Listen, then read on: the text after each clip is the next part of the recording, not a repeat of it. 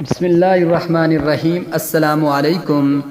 انتہائی دکھ اور افسوس کے ساتھ یہ اطلاع دی جاتی ہے کہ استاد محترم ہندوستان کے مشہور و معروف ادارہ جامعہ مفتاح العلوم جلال آباد کے شیخ الحدیث حضرت مولانا رضوان نسیم صاحب آج میرٹھ کے ایک ہاسپٹل میں دار فانی سے دار بقا کی طرف کوچ کر گئے ہیں۔ انا للہ و انا الیہ راجعون۔ حضرت کئی دنوں سے بیمار تھے اور ہاسپٹل میں داخل تھے۔ حضرت جامعہ مفتاح العلوم کے شیخ الحدیث اور محتمم تھے۔ حضرت کو اللہ پاک جنت الفردوس میں اعلیٰ مقام عطا فرمائے اور حضرت کے جتنے بھی پسماندگان ہیں ان کو صبر جمیل عطا فرمائے۔